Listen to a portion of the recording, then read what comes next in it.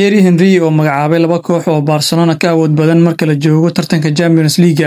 Halyigii hore ee kooxda Arsenal Thierry Henry ayaa sheegay in kooxdiisii hore ee Barcelona aysan weli u diyaarsaneen inay tartan adag u galaan Champions League xilli ciyaareedkan.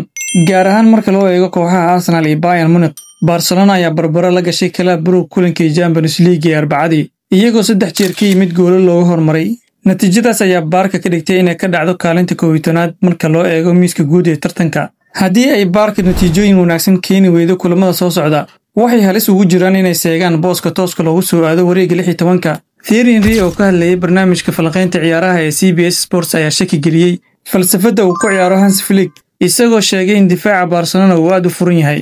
Henry wuxuu tilmaamay in haddii arrimaha sidan sii ahaadaan, Barcelona aysan xitaa u dhawaan karin inay Arsenal iyo Bayern kula dagaalamaan Champions League. Kooxaha Arsenal, Bayern Munich iyo Inter Milan ayaa ilaa haatan ah kuwa ugu awoodda badan tartanka.